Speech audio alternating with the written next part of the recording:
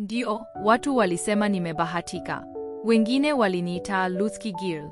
Kuolewa na mume tajiri, mwenye kampuni zake, magari matatu na nyumba ya ghorofa, wakati wenzangu walihangaika na bajaji boyfriends. Lakini hakuna aliyefahamu kuwa kila usiku, macho yangu yalikuwa machozi kabla ya usingizi. Hakuna aliyefahamu kuwa ndoa yangu ilikuwa mtego wa kulipizia kisasi. Kisasi ambacho nilikuta kimenisubiri kwa miaka 20 bila hata mimi kujua.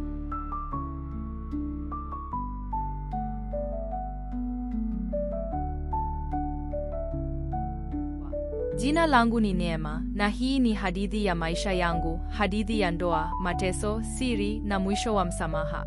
Nilikutana naye siku ya mahojiano ya kazi. Sikuwa nimevaa vizuri, bali nilienda kwa imani. Alinitazama kwa sekunde 20 bila kusema kitu, kisha akaniuliza, unataka kazi au maisha? Alama ya nyota siku hiyo. Sikuelewa hiyo sentensi, ila baada ya mwaka mmoja, nilikumbuka maneno yale kila usiku nilipokuwa kitandani, peke yangu, nikimsubiri mwanaume ambaye alikuwa na kila kitu, isipokuwa moyo wa kweli. Harusi yetu ilikuwa ya kifahari. Watu walikuja kama kwenye tamthilia ya Nollywood. Kulikuwa na ndege ya kupepesa maua, mcheza violin na hata wafanyakazi waliovaa suti kama wa State House. Lakini moyo wangu haukuwa na amani. Alikuwa mpole sana. Alikuwa anaongea kwa sauti ya chini. Hakuwahi kuniambia nakupenda, lakini kila mara alinunua vitu vya bei mbaya kunifurahisha. Alama ya nyota. Nilidhani labda ndivyo mapenzi ya watu wazima yalivyo. Lakini nilikuwa najidanganya. Siku moja, nilikuwa nasafisha ofisi yake ndogo iliyoko kwenye nyumba yetu. Niligusa drawer ya pili kutoka juu, nikakutana na picha ya zamani ya baba yangu akiwa kijana, akiwa amelala chini, uso wake umejaa damu. Niliketi chini. Mikono ikatetemeka. Kichwa kikazunguka. Nilitaka kupiga kelele, lakini sauti haikutoka. Picha ilikuwa na maandishi kwa mkono, kumbukumbu ya usaliti. Alama ya nyota. Ndipo nilijua, hii ndoa haikuwa kawaida. Mimi nilikuwa sadaka, sio mke. Baada ya siku ile, kila usiku nilimwangalia kama mnyama wa porini. Macho yake yalikuwa na amani, lakini ndani kulikuwa na giza la miaka mingi. Nilitaka kuuliza, lakini nilihofia majibu. Nilianza kuchunguza. Na kila jibu nililopata, lilinichoma zaidi ya lile la awali. Niligundua baba yangu alikuwa amewahi kutoroka na fedha ya mradi mkubwa wa kampuni ya familia ya mume wangu, na toka hapo, familia yao iliporomoka. Kuna pause ya sekunde chache, halafu sauti yake inashuka kama ya kukata tamaa. Sasa swali likawa moja. Je, bado nilikuwa mke, au nilikuwa adui ambaye anasubiri wakati wa kulipiziwa kisasi? Baada ya kugundua picha ya baba yangu akiwa amelala chini, uso wake umejaa damu, nilijua kuna kitu hakikuwa sawa. Nilianza kuchunguza zaidi. Kila kona ya nyumba ilikuwa na siri. Nilipata barua za zamani, picha nyingine na hata rekodi za sauti ambazo zilionyesha chuki ya mume wangu dhidi ya familia yangu. Nilijikuta nikiwa katika vita ya ndani. Nilimpenda mume wangu, lakini nilihisi kama nilikuwa nikilipa deni la baba yangu. Kila siku ilikuwa kama adhabu. Nilianza kujiuliza, je, kweli mapenzi haya yalikuwa ya kweli au ni sehemu ya mpango wa kulipiza kisasi? Siku moja, nilimkabili mume wangu na kumuuliza kuhusu picha ile. Alikiri kila kitu. Alisema alinioa ili kulipiza kisasi, lakini akasema alijikuta akinipenda kweli. Nilihisi kama moyo wangu ulikuwa ukipasuka. Nilihitaji kufanya uamuzi. Kubaki katika ndoa hii au kuondoka? Niliamua kuondoka. Nilihitaji kujiponya na kuanza upya.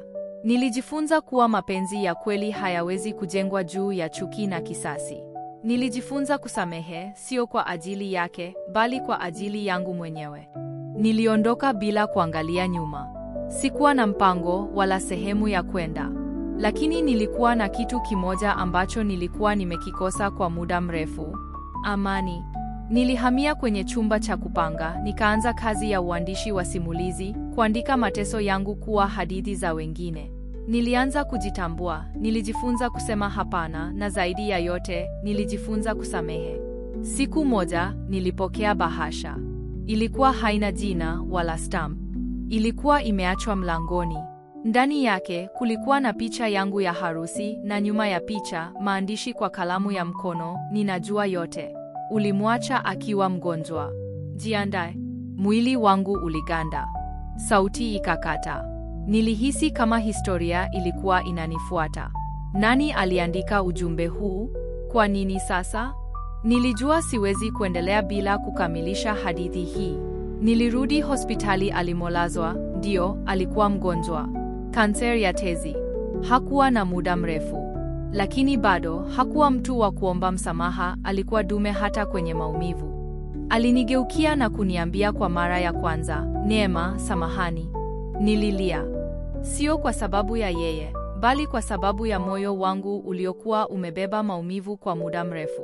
Siku ya mwisho kabla hajafunga macho yake, nilimshika mkono. Nikamwambia, sina chuki nawe tena.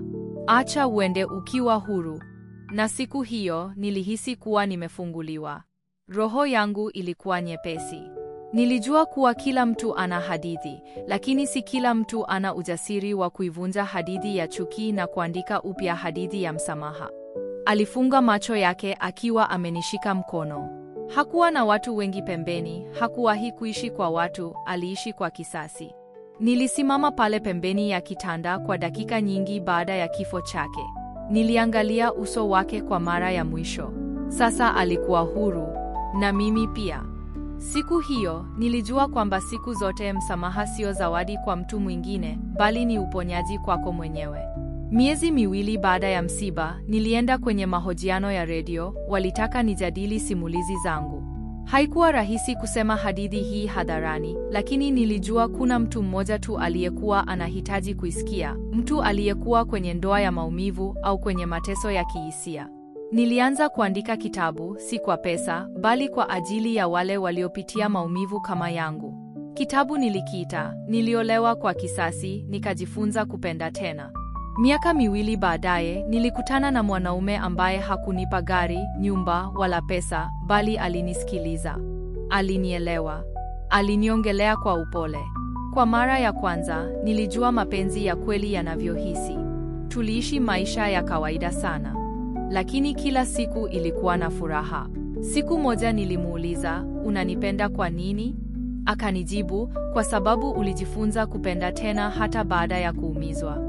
Kama unanisikia leo, nakwambia hivi, usikubali kuishi ndani ya maumivu kwa sababu ya historia ya mtu mwingine.